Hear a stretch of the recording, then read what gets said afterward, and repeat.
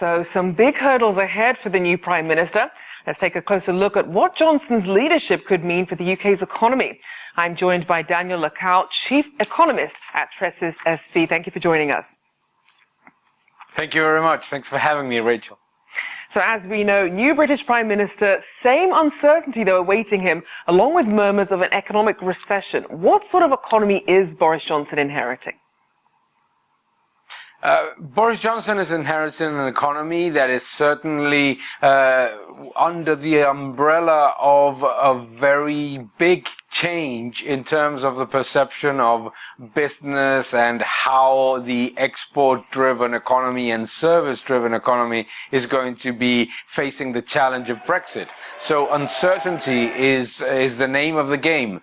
And we have seen estimates of growth in the UK economy being trimmed a little bit. However, it is also true that the IMF recently also upgraded its estimates of the UK economy. So on one side, what we have seen is that the doomsday scenario that was presented about an economy that was going to move into recession did not happen. Unemployment is at a 75-year low. Inflation is under control. Growth is not particularly high, but neither is that of the European Union. Right. And at the same time, a very big challenge because we still don't know what type of Brexit the economy is going to deal with. Now let's look at the options on the table, because a lot of people are wondering, is any Brexit deal really a reality given the EU's repeated stance on not renegotiating the current deal? What options does Boris Johnson have on the table right now? I think that we can see three options, I would say. The first one would be a no-deal Brexit. We'll reach the 31st of October, and the European Union has not agreed to change some of the key factors that were contested of the previous deal, and we go into uncharted territory, a no-deal Brexit in which all of the agreements with the European Union would fall under the World Trade Organization rules, and obviously a much more complicated bureaucratic process for exporters, etc. That would be I would say, the least likely, but also the most dangerous solution. The second one would be a change in the stance of the European Union, in which some of the key aspects, the backstop, the amounts that should be paid in order to continue to have the agreements in place, sort of a tweaked deal, that is actually something that I think is quite likely. The European Union is not an entity that has proven to be completely obsessed about not making any change in the past, with Greece, with Spain and other countries. So that is an option. The third option would be no Brexit whatsoever and a new vote. I think that is very unlikely.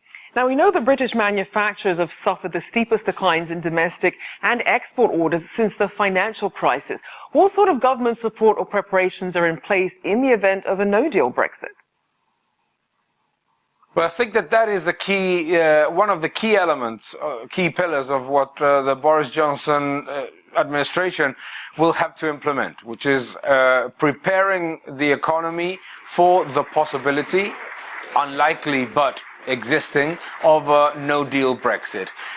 What should the government do? First, start to put in place very strict formulas of the bureaucratic administrative process at the borders, etc., to be as smooth as possible with the main partners, trading partners that are obviously going to suffer. Secondly, start to reach bilateral agreements with other economies, not just the European Union. So start to reach strong preliminary bilateral agreements that would offset some of the impact maybe if there was a no-deal Brexit with the European Union. And third, I think that obviously the economic plan that Boris Johnson is presenting is very much aimed at securing that the British economy strengthens into an uncertain scenario with a big spending spending plan in terms of infrastructure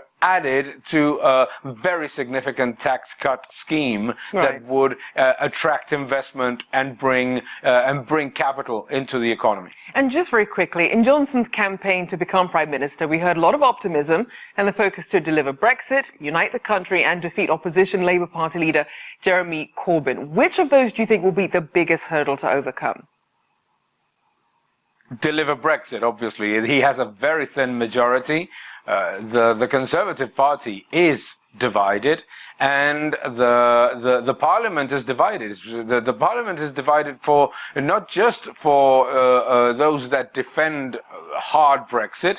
It's very much divided as well for those that defend a new referendum, what they call a people's vote. So I would say it is not a very simple solution for anybody. I think that the biggest challenge is on the Brexit side, given how fragmented the parliament is, not just between the majorities and the number of seats that each of the parties have, but within the fractions of those parties themselves. All right, thank you so much. Daniel Lacalle, Chief Economist at Tressis SV.